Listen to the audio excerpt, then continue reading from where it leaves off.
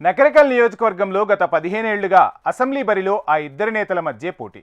తారుమారు తక్కర్మార్ అంటూ పార్టీలు మారినా ఫైనల్గా వీరేశం, చిరుమూర్తే ప్రత్యర్థులుగా ఉంటున్నారు. అయితే మొన్నటి ఎన్నికల్లో బీఆర్ఎస్ అభ్యర్థిగా ఓడిన చిరుమూర్తి లింగయ్యకు పార్టీలో కొత్త తలనొప్పి మొదలైందట.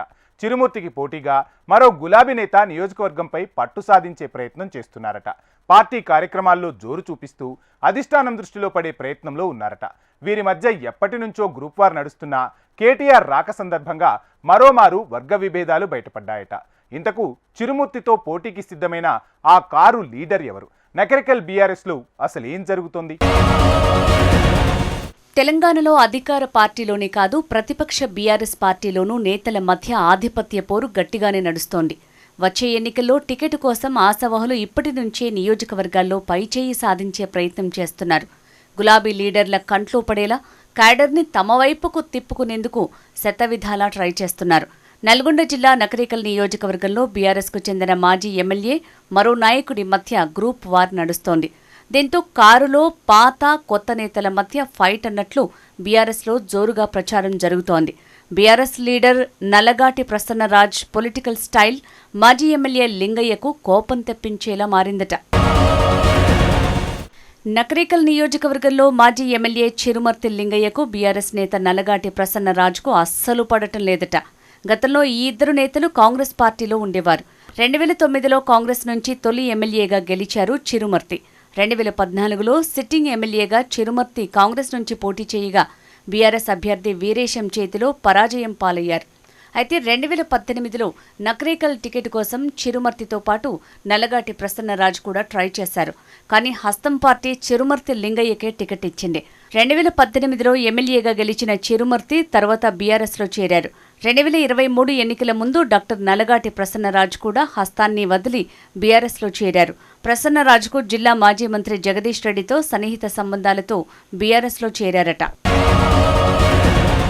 గత ఎన్నికల్లో బీఆర్ఎస్ అభ్యర్థిగా చిరుమర్తి లింగయ్య ఓడిపోయాక ప్రసన్నరాజ్ కూడా నకరికల్లో పూర్తిస్థాయి పట్టు కోసం ప్రయత్నాలు చేస్తున్నారట.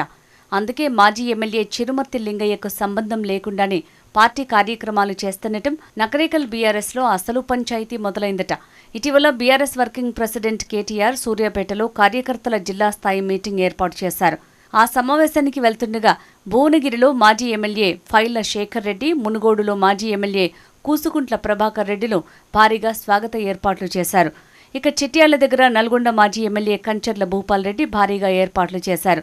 అయితే నకరికల్ మాజీ ఎమ్మెల్యే చిరుమర్తి లింగయ్య మాత్రం అస్సలు పట్టించుకోలేదట. దీంతో ఇదే నియోజకవర్గంలో నల్లగాటి ప్రసన్నరాజ్ నకరికల్ పట్టణ సమీపంలో జాతీయ రహదారిపై దాదాపు 2-3 వేల మందితో కేటీఆర్కు స్వాగతం పలకటం, ఈ కార్యక్రమానికి మాజీ ఎమ్మెల్యే చిరుమర్తి లింగయ్య దూరంగా ఉండటం నకరికల్ బీఆర్ఎస్లో రాజకీయ చర్చకు దారితీస్తోందట. బీఆర్ఎస్ లీడర్గా నకరికల్లో యాక్టివ్గా ఉంటున్న ప్రసన్నరాజ్ అధిష్టానం ఎలాంటి పార్టీ కార్యక్రమాలకు పిలుపునిచ్చినా ముందుండి నడిపిస్తున్నారు. సూర్యాపేటలో కేటీఆర్ మీటింగ్ అయిన మరునాడే రైతు సమస్యలపై నకరికల్లో భారీ నిరసన కార్యక్రమం చేపట్టారట నల్లగాటి ప్రసన్నరాజ్. మాజీ ఎమ్మెల్యే లింగయ్యకు పిలుపు లేకుండానే భారీ కార్యక్రమం చేపట్టారు.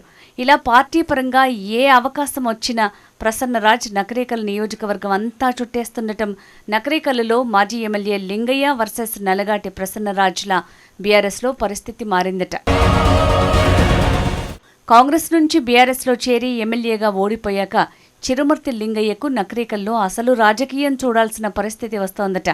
ఓవైపు కాంగ్రెస్ ఎమ్మెల్యే వేముల వీరేశంతో పడక, ఇటు సొంత పార్టీలోనే తనకు సంబంధం లేకుండా నల్లగాటి ప్రసన్నరాజ్ చేస్తున్న పార్టీ కార్యక్రమాలు మాజీ ఎమ్మెల్యేకు ఊపిరి పీల్చుకొనియటం లేదట.